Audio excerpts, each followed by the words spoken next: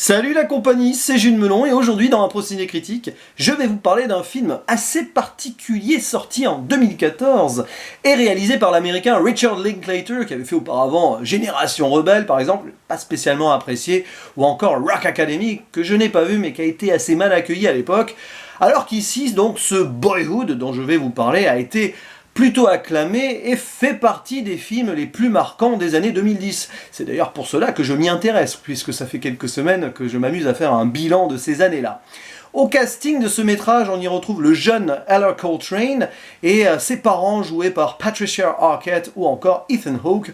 Il y a également une jeune qui s'appelle Lorelai Linklater qui joue la grande sœur et elle porte le même nom que le réalisateur. Je pense que c'est sa fille ou sa nièce, allez savoir.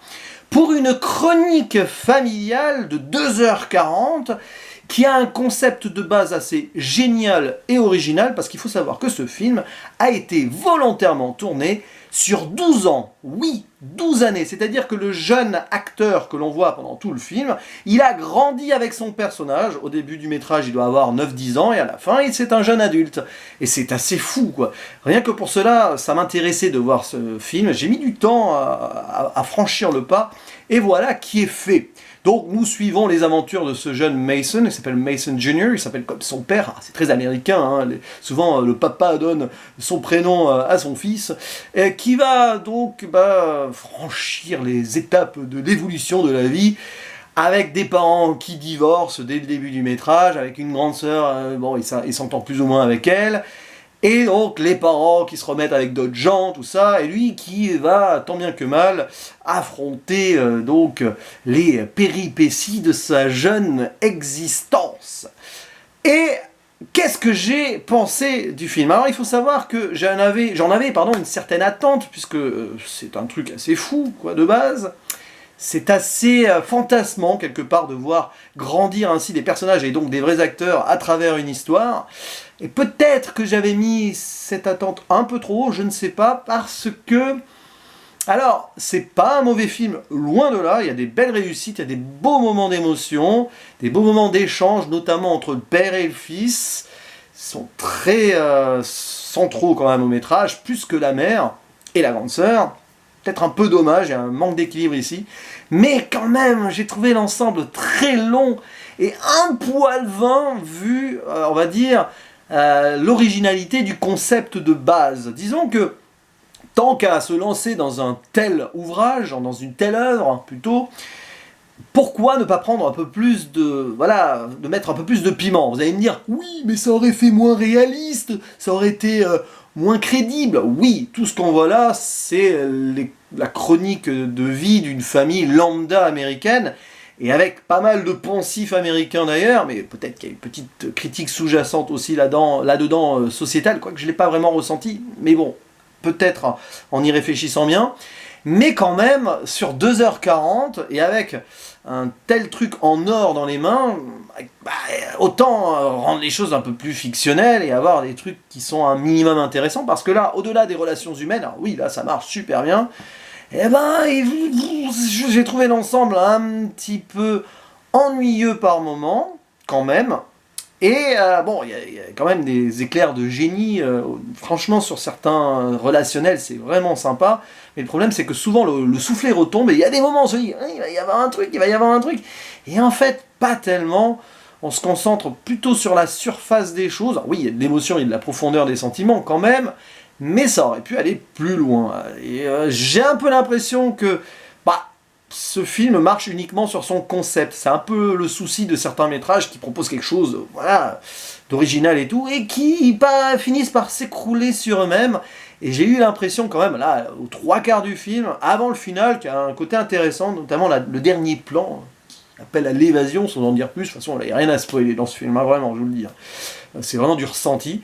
Et sur les 2/3, 3/4 du film, j'étais là en me disant waouh, ça commence à être un peu longué. Alors évidemment, 2h40, pour raconter 12 ans d'une vie, c'est peu au final, paradoxalement. Mais c'est peut-être le genre de film que j'aurais apprécié en série, en développant certaines histoires plus, du coup, notamment les relations adolescentes donc du jeune Mason, avec ses potes, il découvre les interdits, avec ses petites amies ou pas, il a du mal à se trouver la bonne fille à aimer, etc. Donc ça c'est intéressant, mais c'est pas assez creusé au final. Sur certains plans, tu es là, ah ouais, c'est bien, mais non, on passe à autre chose, parce que la narration du film fait qu'on doit avancer donc dans les années. Et c'est dommage. En fait, c'est un métrage qui est un peu le cul entre les deux chaises, hein, voilà, pardonnez-moi cette expression, parce que ça, il y a des longueurs, c'est trop long, mais aussi d'un autre point de vue, c'est pas assez développé, donc voilà, ça aurait marché pour moi en série sur 10 heures, voilà, avec plusieurs épisodes, mais là, bon, mais il faut quand même saluer l'initiative, parce que c'est un projet qui est totalement incroyable, qui fonctionne en tant que tel, ils sont arrivés au bout, ce qui n'est pas évident, il y a des moments où Richard Linklater il a dû se poser la question, est-ce qu'on va arriver au terme du truc? Parce que quand même, sur 12 ans, il peut s'en passer des choses. Déjà, il devait croiser les doigts pour que ses acteurs n'aient pas envie de claquer la porte, ou qu'il se passe des choses plus graves, quoi. Donc, je ne sais pas s'il a dû remanier le scénario, est-ce qu'il l'a écrit au fur et à mesure? Il me semble que oui, j'avais cru lire ça une fois, mais bon, j'en suis pas sûr. Mais voilà, sur certains points quand même, malheureusement, on va très vite dans les poncifs, que ce soit familiaux ou entre les jeunes, voilà, et puis très américain, hein, des questions sur la contraception à un moment, sur le harcèlement scolaire. Il y a un passage où on voit le jeune Mason recevoir sa première arme à feu avec un contexte très religieux, voilà, c'est le fameux Gods and Guns américain, hein, c'est un petit peu ça, les deux piliers de l'Amérique, avec la liberté et la démocratie. Et d'un autre côté, il y a une tentative politique avec le père qui est plus démocrate, qui au début il y a Bush Junior, président, et voilà, il est démocrate, après il y a Obama, enfin... Mais ça aussi, c'est juste en surface, et au final, j'aurais préféré que le métrage gratte un peu plus, au-delà de certains moments d'émotion et de partage, oui, parce que les conversations entre le père et le fils sont très touchantes, vraiment, il y a un moment dans un camping, où ils sont au camping, c'est très très sympa, voilà, une belle réussite du film. La mère est un petit peu en retrait, même si on voit sa souffrance à un moment, parce qu'elle, on va dire, a pas trop de chance avec ses nouveaux compagnons après le mari, voilà. Mais c'est ça aussi, c'est pas... Puis la fille, on aurait aimé savoir un peu plus aussi sur l'adolescente, même si on voit à un certain moment que c'est vraiment l'adolescente cliché. Bon, voilà, le film se mélange entre clichés et manque de profondeur, avec des moments assez forts quand même.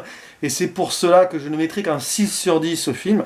Peut-être que je suis un peu sévère, d'autres me diraient que « Oh non, tu surnotes par rapport à ce que tu dis », mais bon, vous savez, les notes, c'est totalement subjectif, et on peut leur faire dire ce qu'on veut. Bref, je vais mettre pas mal sur Captain Watch, parce que je salue vraiment l'initiative, mais au final, je suis un petit peu mitigé. Voilà, c'était mon avis sur ce Boyhood. N'hésitez pas à donner le vôtre en commentaire, parce que je sais que beaucoup d'entre vous, sûrement qui écoutez cette vidéo, l'ont aimé. Expliquez-moi ce que vous avez ressenti. Peut-être que je suis passé un petit peu à côté sur le premier visionnage, mais bon, je lui redonnerai une chance peut-être un jour, de toute façon. Allez, dans 12 ans peut-être. À la prochaine. Ciao.